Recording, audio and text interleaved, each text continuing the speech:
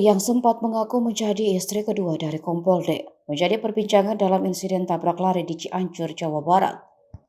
Apalagi setelah dirinya membawa-bawa nama penyidik Polda Metro Jaya Kompol D sebagai suaminya. Kini setelah Kompol D kena sanksi, sosok Nur dicari-cari netizen.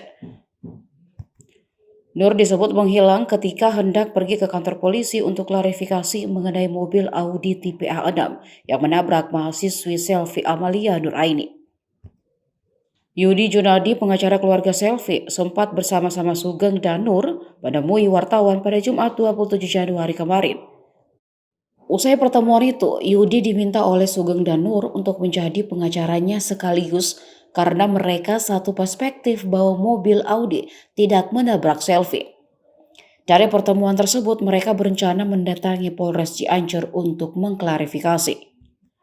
Saat mau ke kantor polisi, Nur mengaku ada urusan keluarga. Namun ternyata Nur pergi sendiri untuk di BAP polisi. Dalam BAP-nya pun Nur mengubah pernyataannya dari yang dia sampaikan di depan media sebelumnya. Perubahan kesaksian Nur itu menurut Yudi ada dua hal, soal menyaksikan mobil Audi yang melindas Selvi dan soal statusnya yang bukan istri kedua polisi pemilik Audi. Yudi mengatakan Nur sempat mengaku sebagai istri salah satu anggota polisi yang berada di dalam iring-iringan pengawalan di hari kejadian kecelakaan lalu lintas tersebut.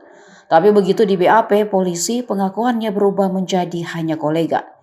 Yudi menyayangkan perubahan kesaksian Nur itu karena mestinya Nur bisa menjadi saksi yang meringankan bahkan membebaskan Sugeng dari jerat hukum.